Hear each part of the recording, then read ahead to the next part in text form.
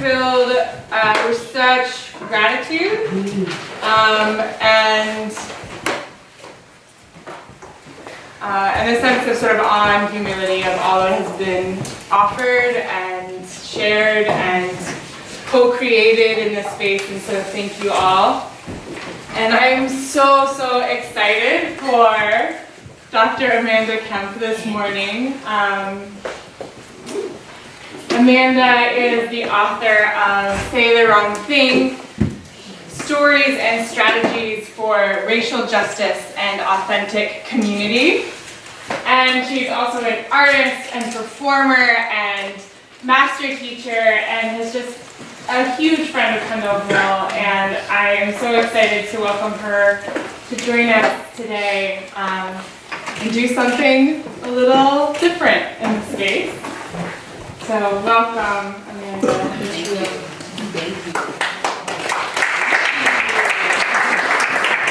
Thank you. So this morning, for this session, we're going to be focusing on the body. But we're not focusing on the body theoretically. Oh no, not that. But the body as embodied, as our last presenter urged us to do. He said, start with the embodied before you make the invitation. So I'm going to work with you this morning on starting with your body. And we're going to look at the body for three things. We're going to be looking at how to use the body to ground, how to use the body in conflict, and depending on our time, how to use the body to create meaning, and connect with the divine. But you could say we'll do that one all the time. All right, so we're going to start off with some movement. So what I invite you to do is to join me and do what works for your body. At all times you are the owner and you are the steward of your body. So work with what works for you and stay with you. Stay with what works for you and what's good for you. And this is a good principle for beyond this workshop. Can everybody hear me okay? Yes. Okay, good. I know, sometimes I drop. Yeah. I drop. So keep doing that. Because I've also lost some hearing, so I really appreciate when people keep it out. Okay, good. So if you are able to, would you please stand? And we are going to form somewhat of a circle. So if you are behind somebody, if you wouldn't mind getting into a space where you're not behind somebody.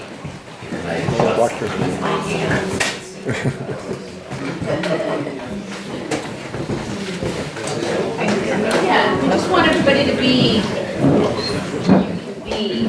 If you need to be seated during this, that's fine. Just would love for you to be inside the circle, so nobody's back is to you. And a lot of space right here. It's okay if we're behind you or right next to you. Yeah, it's okay if you're right next to me. Okay, here we go. So I'm going to share with you something that was shared with me. I called it a body prayer. The person who shared it with me got it from somewhere else. I think he got it from somebody who was Buddhist. He's a Presbyterian, and I'm sort of a Quaker. So, you're welcome to take this thing and move it forward if it works for you. So we're going to start with having nice bent knees.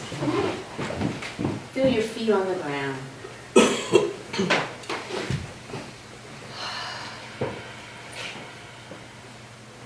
I'm going to demonstrate it once, and then please come in. There will be 4 movements. Just come in when you feel ready. So we start with our feet, nice distance apart, connected to the earth. And then we bend down and bring up energy from the earth. Bring it all the way up. With an inhale. And with an exhale, we set our intention to slice through any obstacles that we might be meeting. And with an inhale, so that we can see new possibilities. Exhale, sharing them with the world. Inhale, and keeping what we need for ourselves. Find the seat.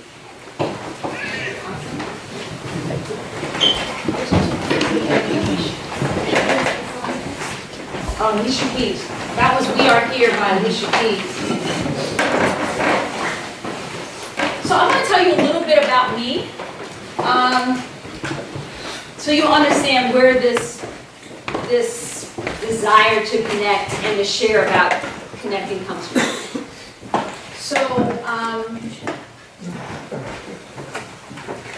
what's important for you to know is that I grew up in the South Bronx. I grew up in foster care. My mother was addicted to heroin.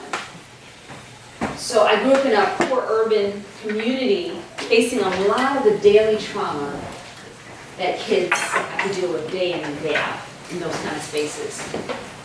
We're talking about street violence, sexual abuse, hunger, racism in schools, self-hate, family breakdowns. So I grew up with a lot of fear, like locked in, fear and anxiety. So my coping mechanism was to get out of the body. And in some ways, that had its upside. Because the way I fled my body, the way I got out of my body, was in reading. Imagining other spaces where people didn't have the problems that I had. So it had its upside. But it also has its downside.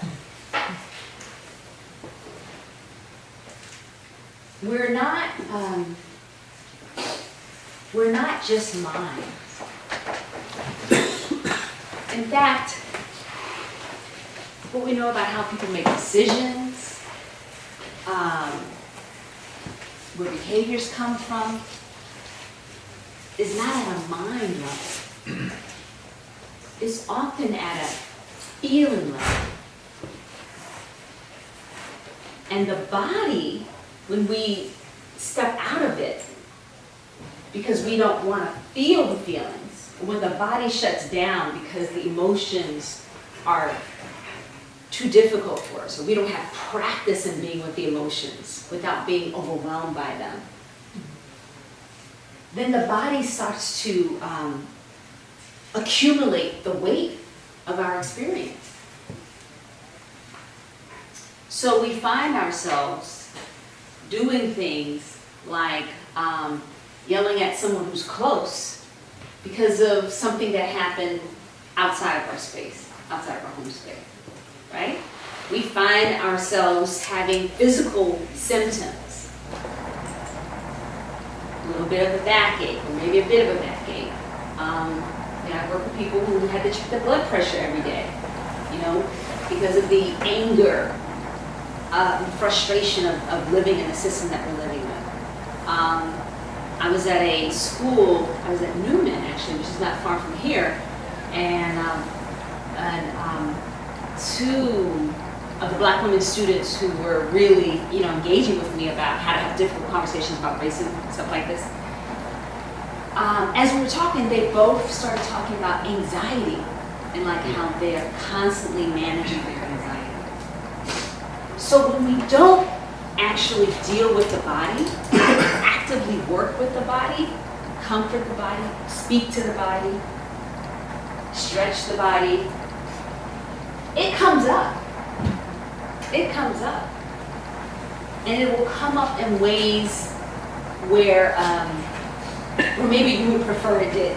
You know what I mean? At times when you would be like, why did I have to do that at that time? I just lost control. I flew off the handle. One woman said to me, I left my body. So the problem with not being connected to the body is that we don't know what's going on. We lose track of who we're interacting with in a given moment. And then we're displacing our pain onto people around us. Maybe even bringing pain into an interaction with someone who really can't support us. You know how you go to the grocery store for, I don't know, tires? You know, you go into the wrong place for something. But if you haven't tended to yourself, you don't know what you need. So you think you can go to Roberta for something, and she's really not the person you can go to for that.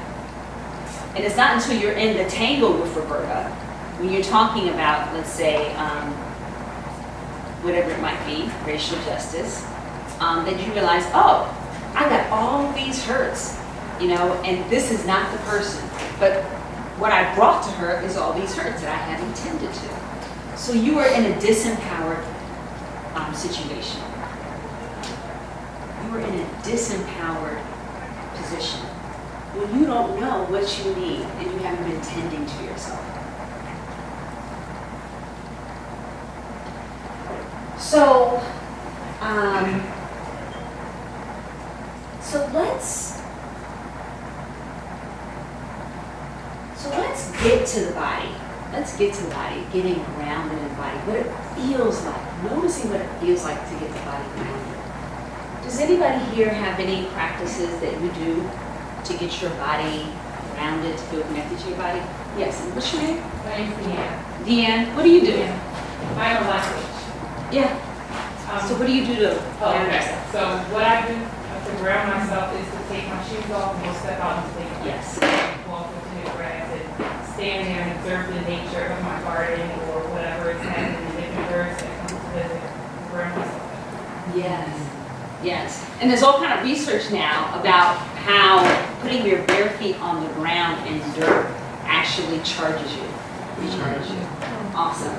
Yes, and your name, because you're on tag. Yeah, well, my tag is I didn't know how much movement we were gonna do. Jonathan, Jonathan. and I do a series of stretches and yoga poses every morning to just kind of not only just to work out, which is very good and clean, but also to feel centered in my body.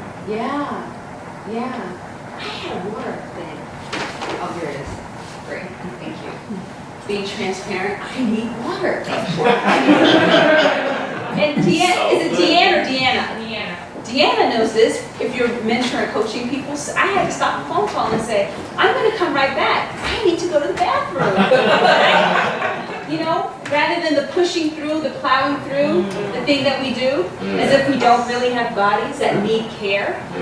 And if you push through and plow through and push down what you need, you are not as present for the other person as you want to be, right? Yeah, sure. Yeah, and then you're faking being present. You're faking it. And then it's like, wow, that wasn't a very satisfying session for me or the other person because I wasn't really present. Yeah. So, okay, yes, and I really admire you for getting up and doing your yoga every morning. That's amazing. Great. Let's have a couple more, and then I'm going to have us do some grounding. And Sorry, Chanel. Janelle, Yeah. I'm a music therapist. I work Yeah. with survivors of torture. you work with what? Survivors of torture. Wow. And so before I do that, I do a series of deep breathing and my own energy work to ground into my body before doing that. Yes. Yes. And if you didn't do your own energy work and your breathing, what do you think would be the impact, Janelle? Oh, I already know. Okay, tell us. So if I don't do that, because I carry energy on my back, I'm actually physically unable to get out of bed in the morning.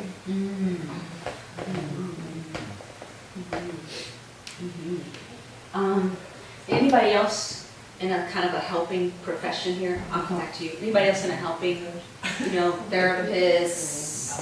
I would consider a life coach like a helping, supporting other people.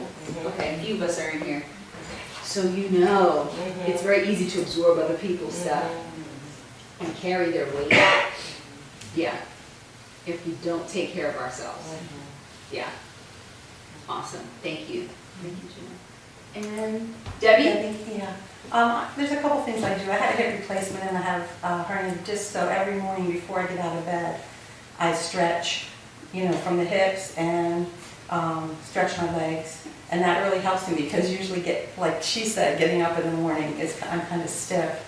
and I've gone back to the gym. I took off for the summer because I have a pool in my yard. Exercising in the water, I really like that a lot because it's so easy on the joints. And I just came across something, I don't know if it's going to be good or not, you may have heard of it.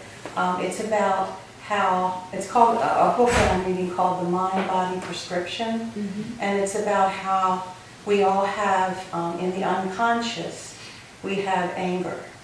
And sometimes rage, and it's like everybody does, from things that have happened in their lives.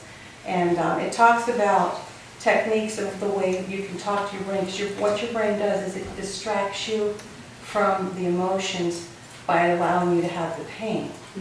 And what it does, it kind of shuts down some of the oxygen that goes to that place, and it can present, it's TMS is the name of it. But it's something new to me. Yes. I don't know, it's Dr. And if you're interested more Sarno. in this, Yeah. what is the name of the book? The Mind-Body Prescription. Awesome. So it's just Mind-Body brand new to me. I Prescription. haven't really tried it much yet, but I've tried it a little bit, kind of talking to my brain about, it's okay to feel the anger right now. Yeah. I don't have to hurt. What right I'll now. do is invite folks who have other resources to put them up, and then you can take a picture and follow up and see what you want to check out.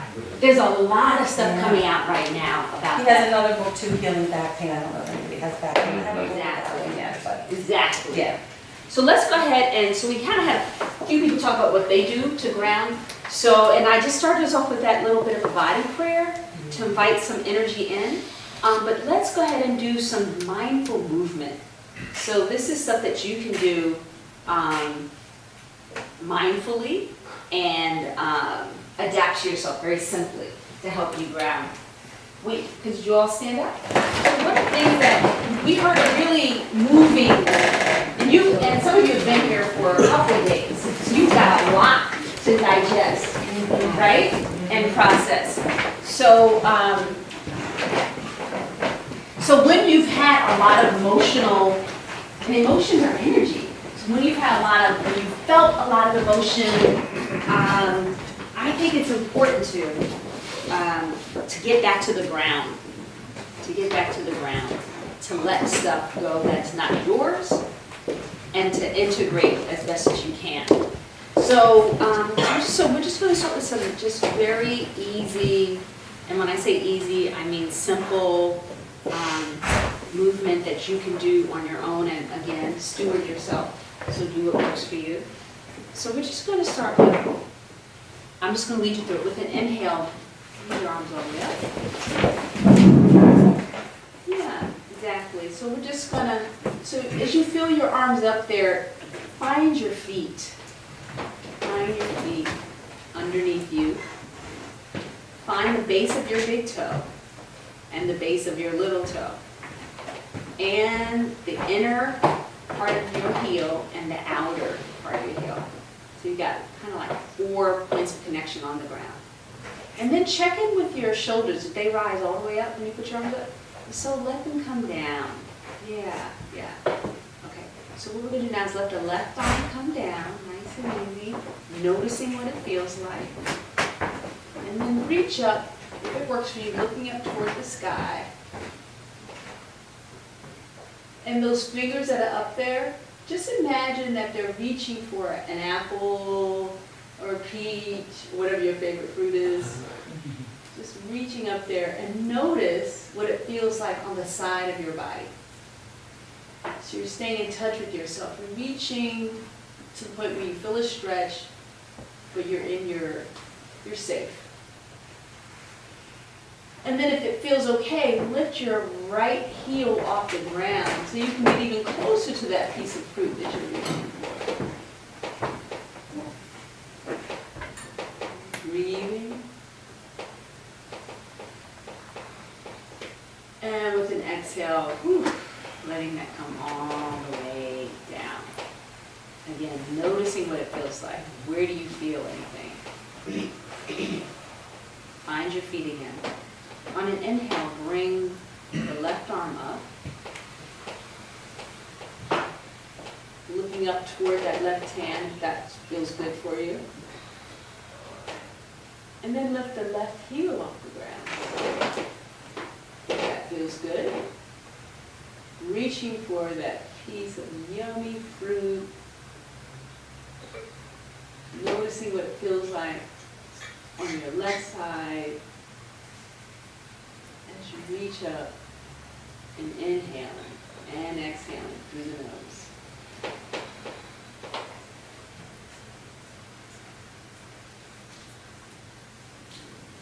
And I know you're gonna exhale slowly, noticing the arm come down, feeling what it feels like on your palms, feeling what your body feels like. Awesome. We're gonna send both hands out, both arms out to the side, so we're like a T, and then flex at the wrist to the best of your ability. And then just notice yourself, like I notice that my chest is in a little bit. So lift my chest up. Notice if you're breathing.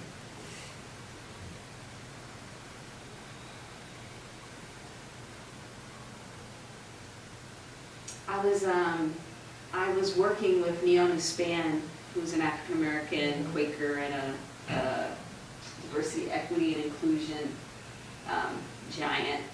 And we were talking about what we had learned through a year of working together. It was a small group of us. Keep breathing. If you feel like you need to bring your arms down, you can bring them down. But if you feel like you can keep them up, keep them up. And when you bring them down, you can always bring them back up. So I'm going to tell the story. So I was with Neonu in this small group. We were talking about what we had learned through the year or something like that, like, deep thoughts. And Neonu said, I really learned the importance of breathing. And so I was kind of like, well, you know how to breathe. I mean, what is that about? But the technology of the breath. Bringing the breath in when you need it, using the breath before reacting.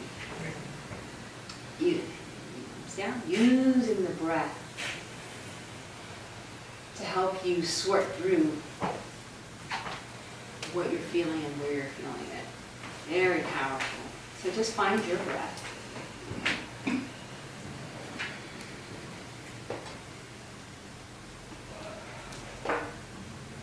And then we're just going to send the shoulders up. And then we're going to send them back. And then we're going to send them down. And then we're going to send them forward. And then up. Back. Down. Forward. And then up. Down. Forward. So just do this for yourself, just at your own speed, with your own breath.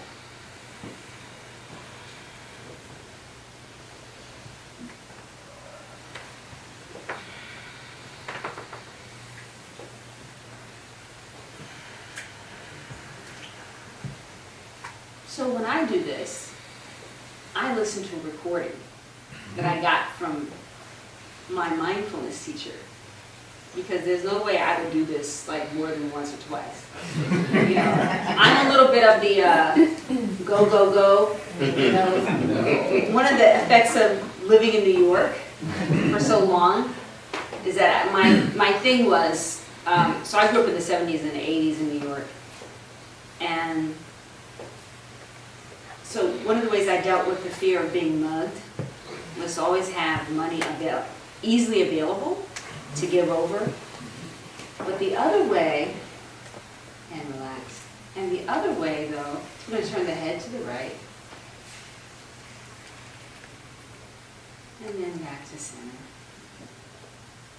and to the left, and then back to center. Noticing how far you can look on either side.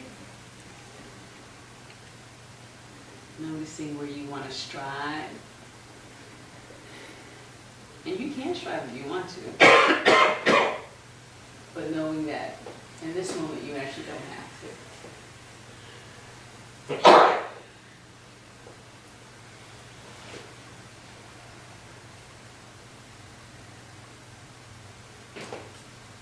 gonna take the chin up.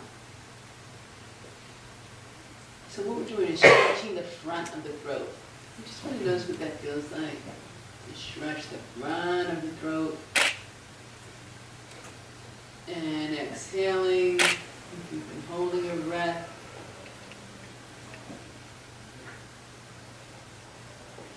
And then when you're ready, on an exhale, bringing the chin towards your chest.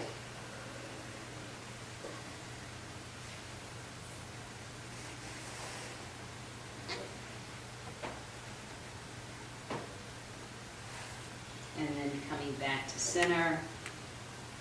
And then let your right ear fall toward your right shoulder.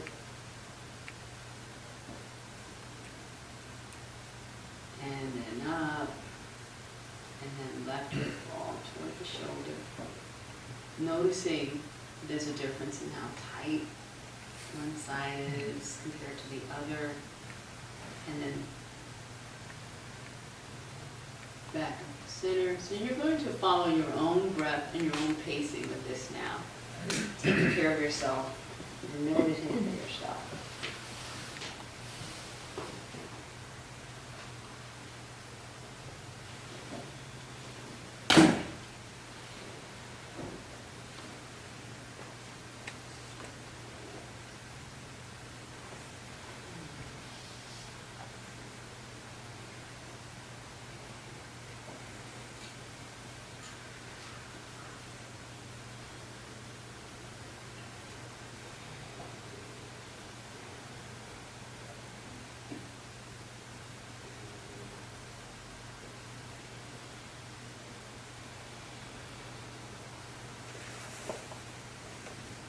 And then when you're ready, coming back to center. So, I want to finish that thought because otherwise your brain would be like, what was she going to say? And there's all this research on the brain now about how it releases dopamine when we complete something. So if you complete a pattern, if you complete a story that you don't know the answer to, but you just completed it, you know, you make up something like somebody hasn't called me back, right? I don't know why. I got a theory, right? My brain likes me to have a theory. But it's a theory. I don't actually know why she. But anyway, so the brain is constantly wanting completion. And if you, so to be mindful about how you're completing with your, you know, with the story, or did you find out? Call her back and say, did you get my message? Okay. But anyway, the story about being a New Yorker, growing up how I did, so I had the money ready to give, but I also walked really fast. I mean, I was just like, that was my defense mechanism. If you can't catch me, you can't love me. But you can, and there's so much more in my life. There's a lot you couldn't get, you know, if you couldn't catch me. So I kept myself in constant movement. And that continued on after I left New York, that constant movement as a way of self-protection. Some of us have it as constant busyness, you know, as a way of self-protection, as a way so that we're not having to feel the feelings that have accumulated from the suffering that we see or that we feel inside of us. So you notice that we've been going kind of slow, right? Like we've been in a yoga class like this in a long time. Usually they keep that, you know, right? Unless you do yin yoga. So let's come to the hips. So with our hips, we just want to let them kind of go up and down. Really, just to feel that.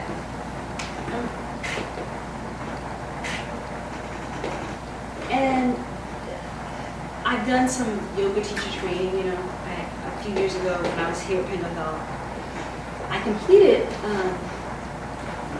250 hours, and one of the things that we know that they say, you know, in my training program is that a lot of emotion is kept in the hips, you know. So if you find yourself constantly moving around the clench butt, you know, you're holding. You know, if you're so move loosely, you know, you're holding. So now I'm just gonna make some nice big circles. I encourage you, just start where you are, but then gradually just get bigger and bigger. Feeling each direction, so you know what you're feeling. So you are being mindful and responsible for your body.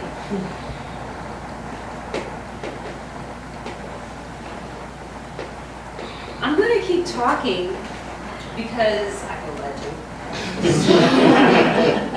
So in Beloved, there is a sermon that Baby Suggs gives, and then you want to reverse the direction. Beloved is Toni Morrison's novel. She won a Pulitzer Prize for it. She ultimately got the Nobel Prize for Literature, I think in big part because of Beloved. And in Beloved, Baby Suggs is a woman who's lost every child to slavery except one, her son. Anyway, and she's a preaching woman. And she gathered these people, black people, formerly enslaved people, and she preaches. And one thing she says is, over there, across the river in Kentucky, they don't love your body. So love your body. So she tells them. So I encourage you, pause there, and feel your body. And Baby Suggs says, love your neck. Love your hands. Over there, they just want to use them. Over there, they want to choke you. Fingers.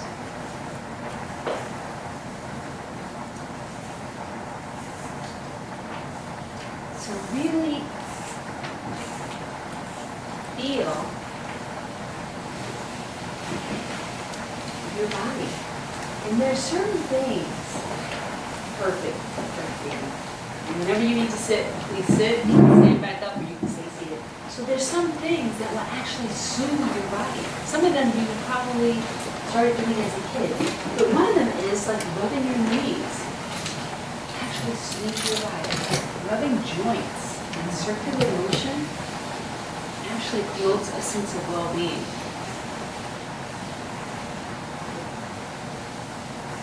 And just like you would soothe a child who had a difficult experience, that child came to you, you might hold that child, or you might rub the child's tummy, or, pet the head, right? You would probably do that. But suppose you're that child, and every day you have to deal with racism. Every day you have to go out and be in a female body that's rapeable. Every day somebody could take you out, remove you. So when you're living with that, taking care of your body, taking care of yourself, reminding yourself that you care, that you're here for yourself.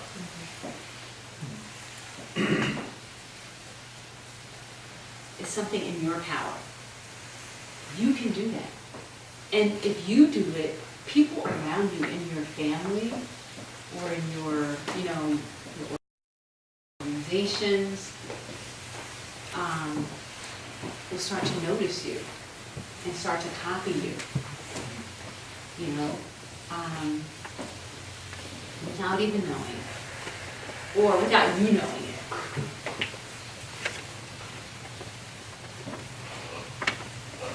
Awesome. So let's just shake a little bit, see if there's anything else that's in there that wants to come out.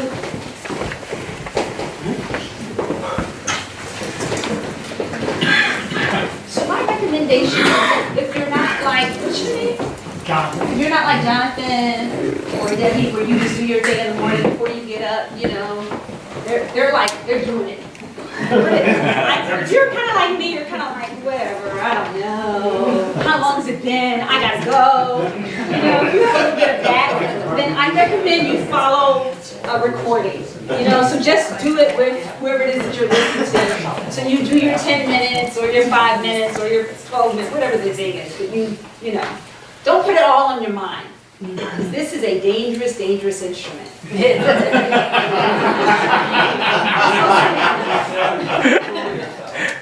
So, I don't know, so let's go ahead and sit again. So, or you can stand if you want to keep standing. Some part of you may still may need a little more. So pay attention and let's make a commitment to give it to ourselves. So getting grounded. So one way that, as we talked about, getting grounded before you go into that session. So our friend who's a music therapist does the stuff before she goes in.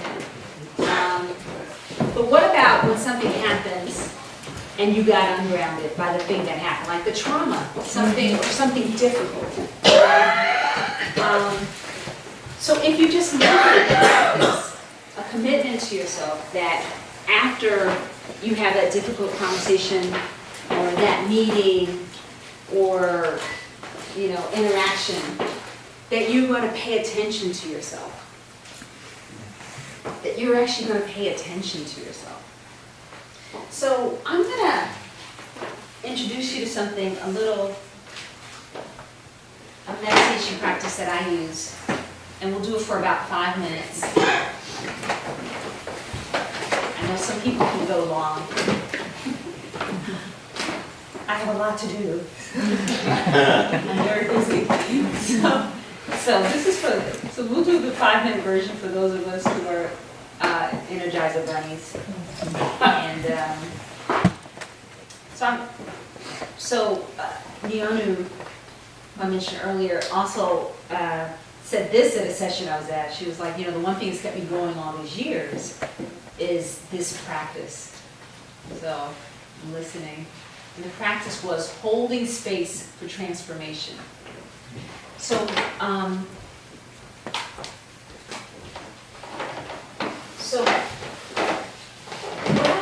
what I've created out of my experience is something I'm calling racial justice from the heart. And that H in that system is holding space for transformation. It's the foundation.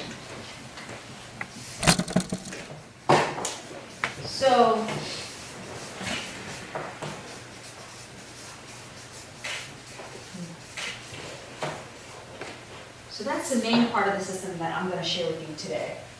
A little bit of this, maybe a little bit of R. But holding space for transformation, so Nionu defines it as being unconditional love and unconditional acceptance. Being unconditional love and unconditional acceptance. And for my warriors in the room, I always say, while standing on the ground of your values. So nobody's asking you to surrender your values. But you can stand on the ground of that and be unconditional love and unconditional acceptance. It takes practice. So I'm going to show you the way to practice when you're not in the middle of the thing. Before you go to that thing, or after you have that experience. Here's what you can do. You can get both of your feet on the ground.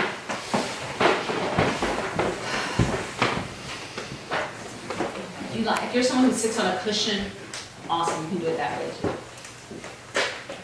And then you want to send your attention to your breath.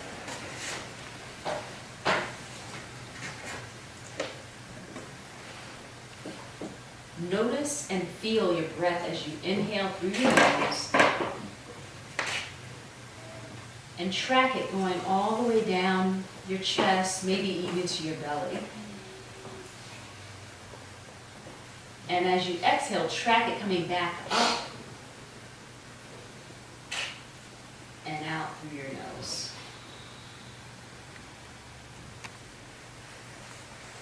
So you just want to breathe. Noticing.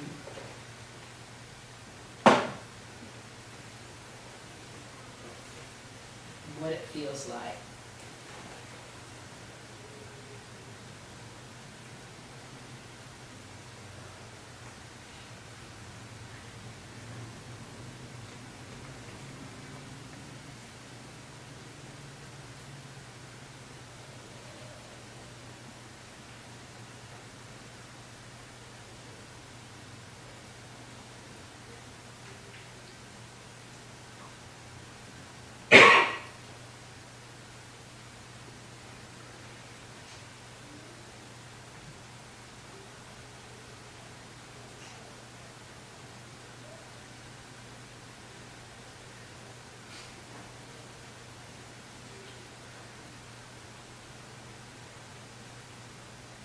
Now send your attention to your feet, to the bottoms of your feet.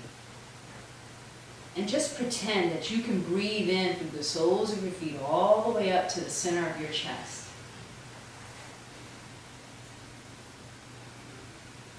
And when you exhale, just pretend that the air is going back down through your legs, down through the soles of your feet into the earth.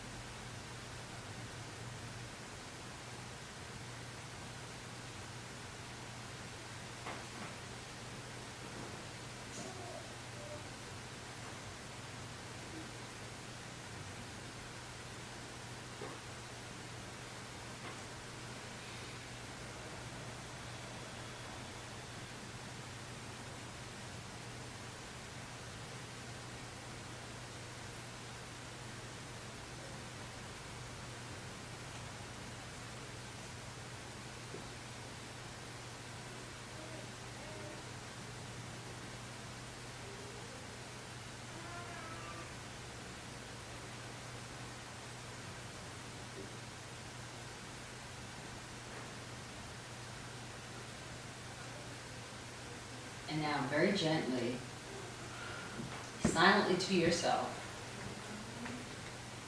just try the phrase, allow unconditional love and unconditional acceptance. I allow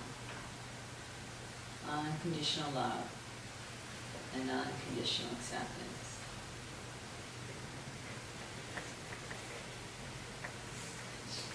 Try it out, saying that phrase silently to yourself.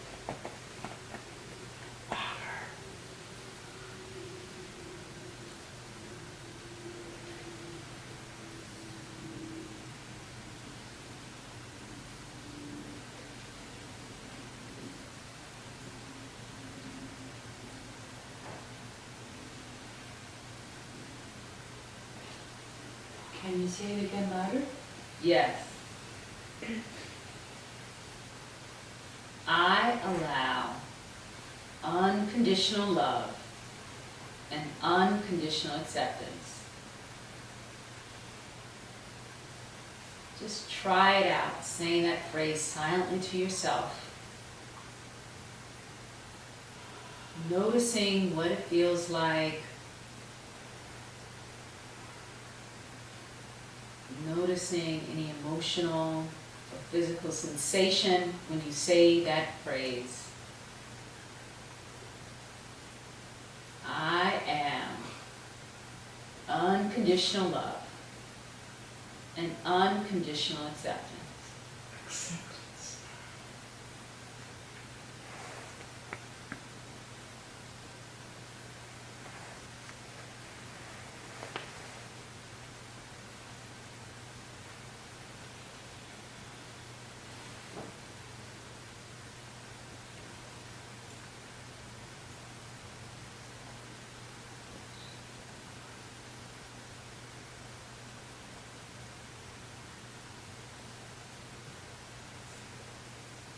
If it feels right, you might want to take a hand and place it onto the center of your chest.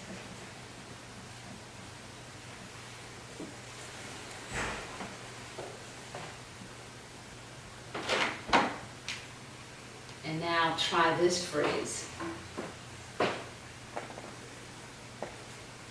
I belong. I belong here.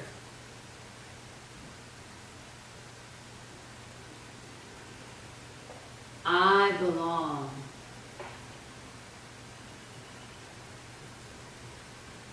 I belong here.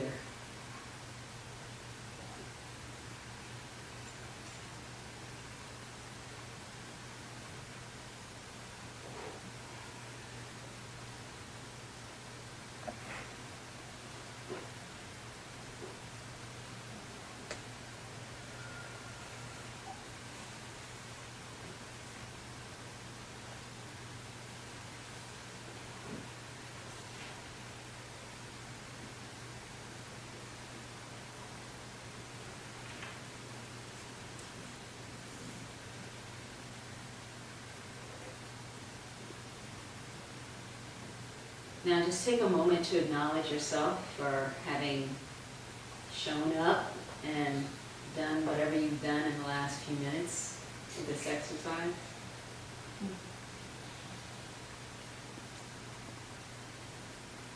And start to wiggle your toes and your fingers. And open your eyes nice and slow and easy.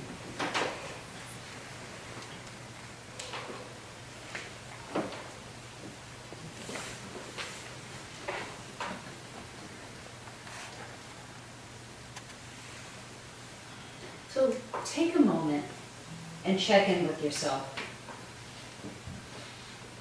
What do you notice about your body sensations right now?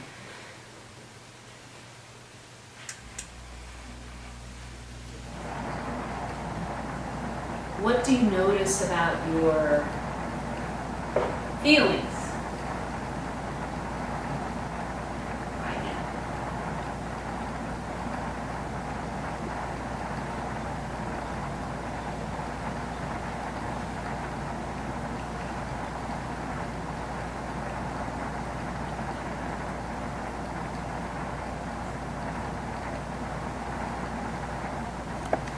So, we heard earlier about being vulnerable and the presence of grace. So in that spirit, would you be willing to share with someone beside you, just a partner, what you notice about yourself? What you notice about physical sensations, what you notice about your feelings. And then if you have time, what you notice about your mind. So will you please turn towards someone? And don't start yet, but just turn towards someone so we can make sure everybody has someone.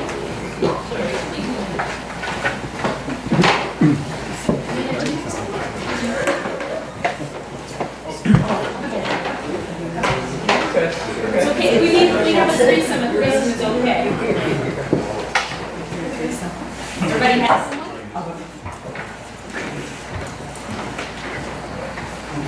I thought that was your name, but I didn't want to say it wrong, so I said, as we've heard this morning from Anton.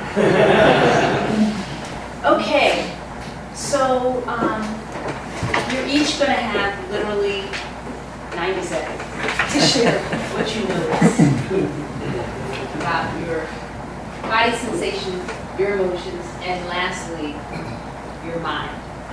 Okay? And I'm going to time you because of our time here.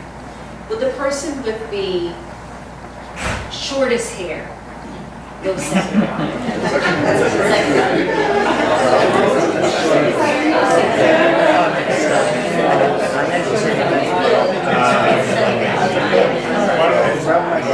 And begin.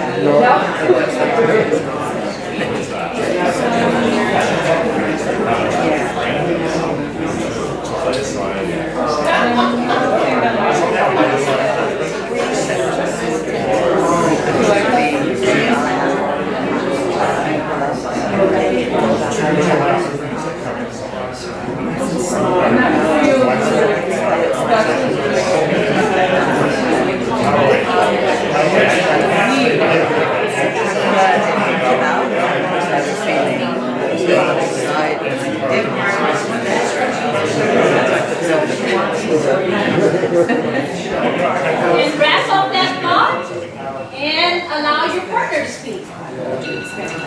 Well, I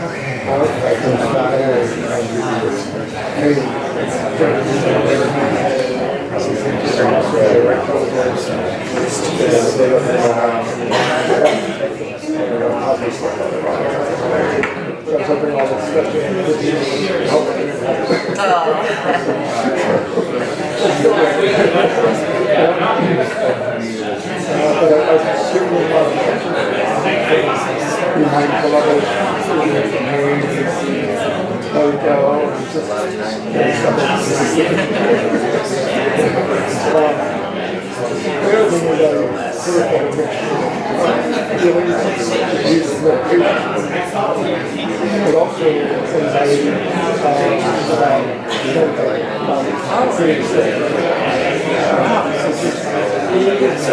it's pretty common. It's hard to be sick.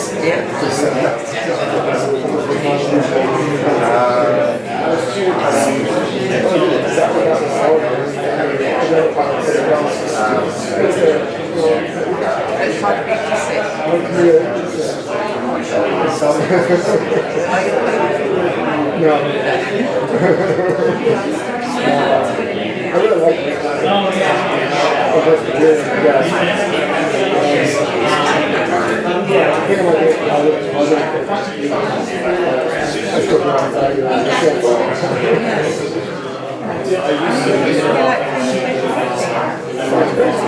Oh, you feel the anxiety, or you do? Does it change it? It does help with the Yeah. what I like about making meetings is really just so sitting tight, so I can sit there and think about other things. So it's less like just that's what maybe it's resistance impulsive to do. I don't know. We're going to start to wrap up that thought and to thank your partner. Yeah. It's nice and laid back. No.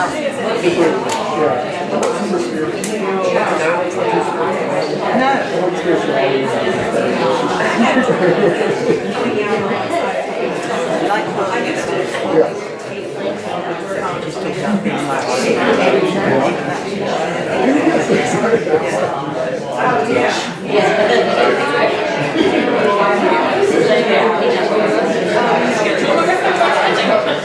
And bringing your attention back to the center. Awesome. Thank you. So, what I'd like to ask people is to think about the last time you had a difficult conversation about racism. Like, think about the last time you had a difficult conversation about racism. What did your body feel like? If you were to recall back to that conversation, to those moments, what did your body feel like? Would anybody be willing to share? Yes, Deanna. I felt a bit breast tightened up. Yes.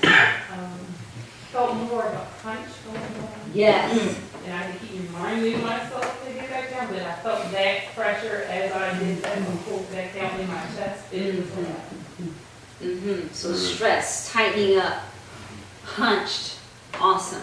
Reminding yourself that, and feeling the tension anyway. Okay, great. Anybody else? Last time you had a difficult I'm conversation. having right now in WhatsApp. You're having a difficult conversation. Oh, this is in this workshop?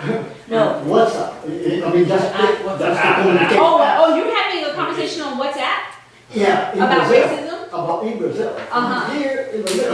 Yeah. Huh. Because of the political situation in Brazil right now. Oh, and yeah. the communication of, oh no, we are not a racist country. Right. Oh, wow. I mean, Yeah. negating the history. Yes, yes. So So what does it feel like? I feel that stress. That Stress. here Yes. and anguish, you know. Anguish, yes. Yeah. And, Gotcha. and the feeling of, I can't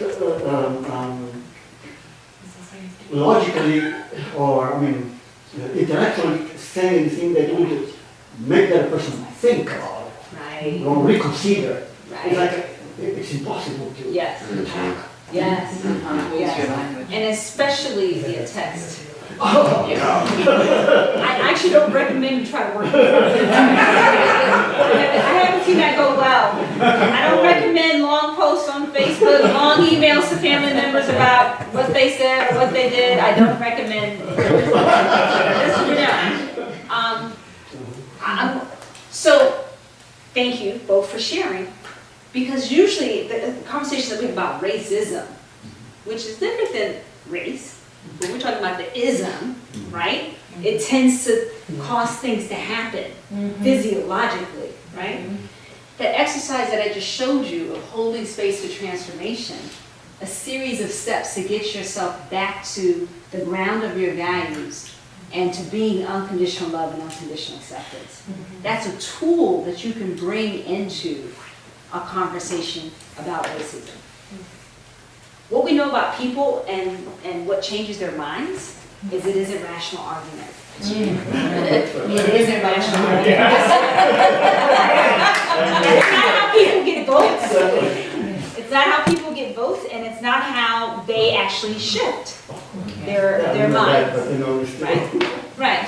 And it's not that it's not important to know the facts of our history, you know, very much so. But depending on the conversation that you're in, and in almost of the 5 types that I work with people on,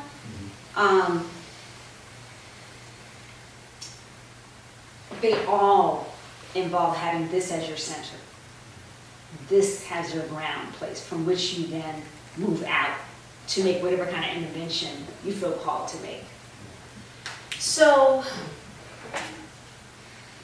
let's talk about the body, what it does in these difficult conversations.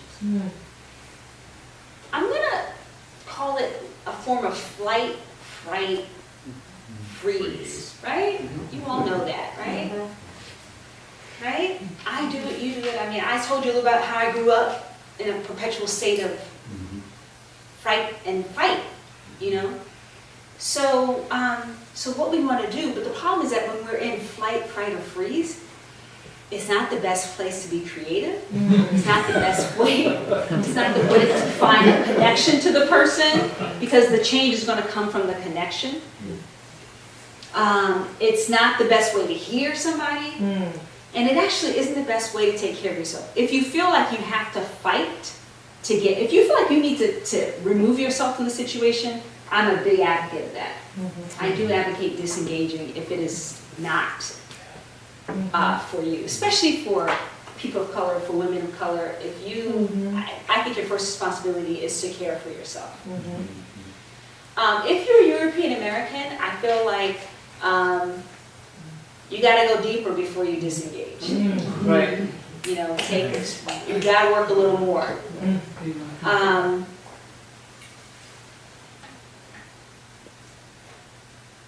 I'm looking at the clock and I'm like, what can I share with you? So I'm gonna get lecture-like. I'm very participatory, but I'm gonna get a little lecture like and tell you.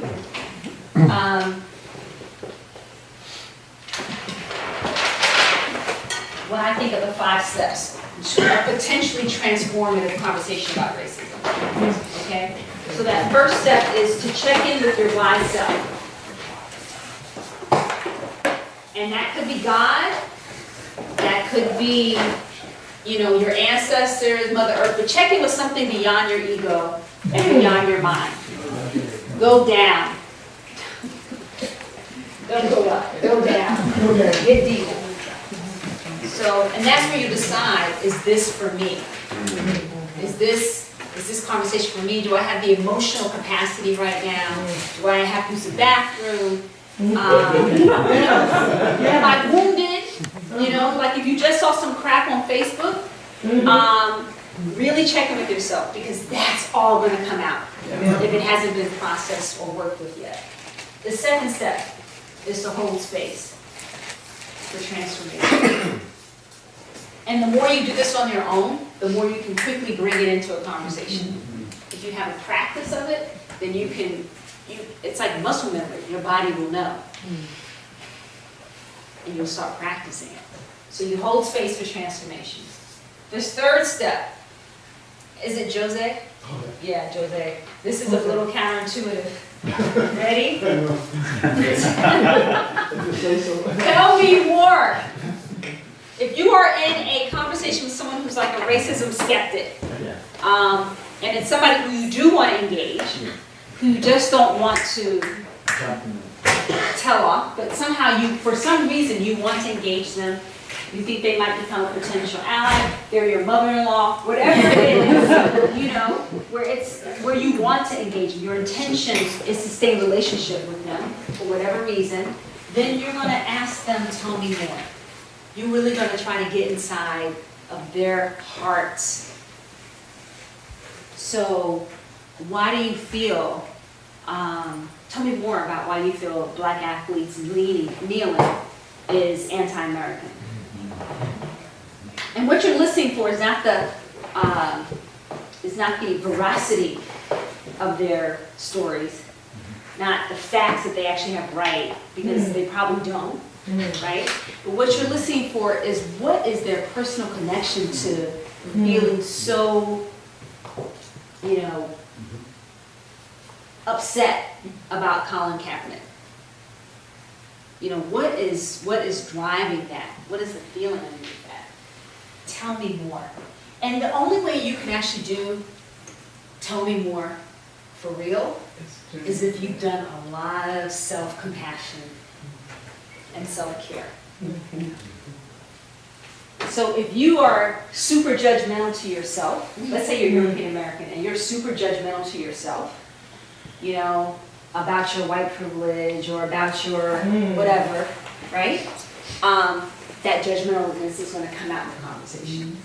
The more compassion, self-compassion you can show to yourself, the more space you'll have to actually be for real when you say tell me more. And then the next step is, would you like to hear what it's like for me? Because you don't want to share with somebody who doesn't want to listen. Well, I think of it as my experience is too valuable. My experience is too valuable to drop it where it isn't, won't be appreciated. Would you like to hear what it's like for me? This is in that conversation where you're seed planting or where you want to stay connected to somebody. And then finally, step 5 is away from the person. And I have it as reflect on yourself. Find out what you need and give it to yourself. Do you need water? Do you need a bath? Do you need to call somebody? Do you need to write? Do you need to take a nap? Do you need to say thank you to yourself? Find out what you need, reflect on yourself, and give it to yourself.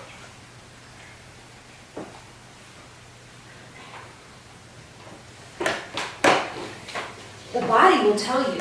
If you check in with your body, it will tell you what you need. Your body will also tell you if I can't go on. I can't hear you more. I'm done. And be for real.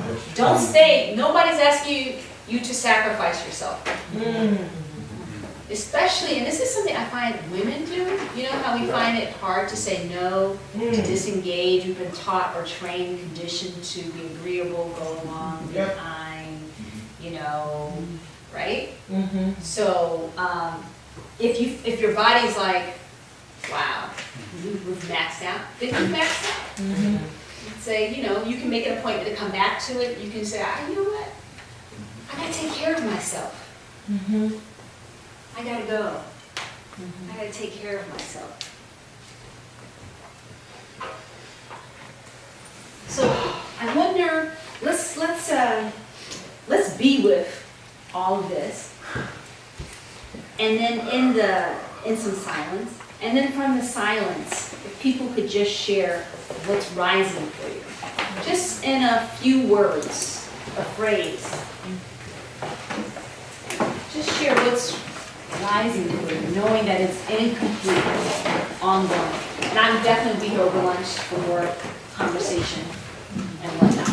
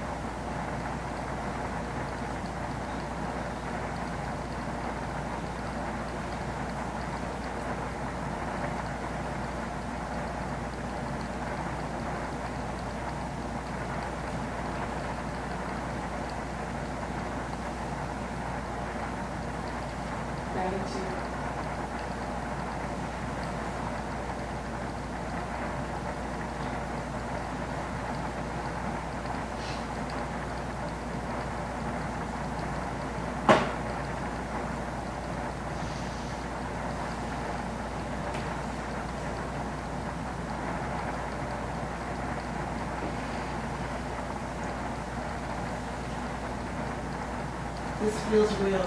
This feels nourishing.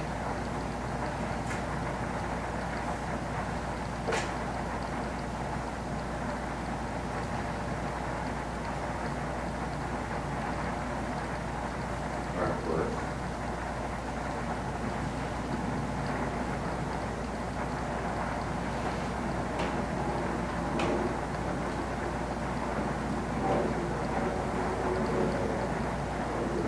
Deep listening and recognition.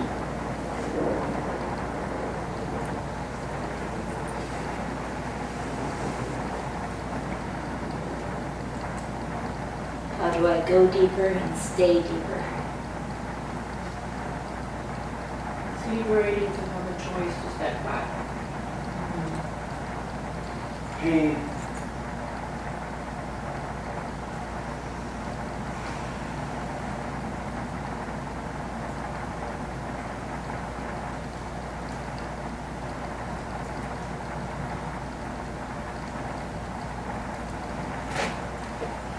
Balancing act that feels better when it's grounded.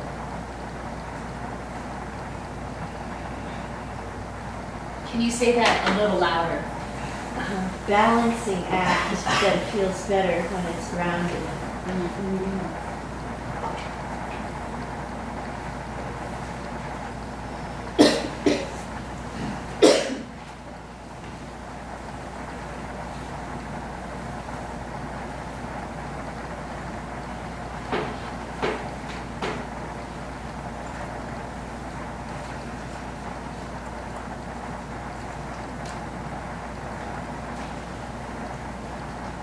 I have two gifts for you as we leave the session.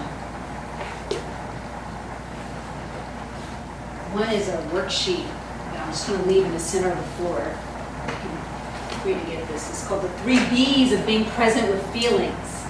And most of them mean the difficult feelings. So we have enough for everybody. And then the second gift is for the people, if there's any people in the room who have a deep calling for racial justice. It's like part of your life work. Please see me afterwards because I have I want to offer you a free conversation, private one-on-one conversation with me to look at wherever it is that you're stuck. So with that, I say thank you.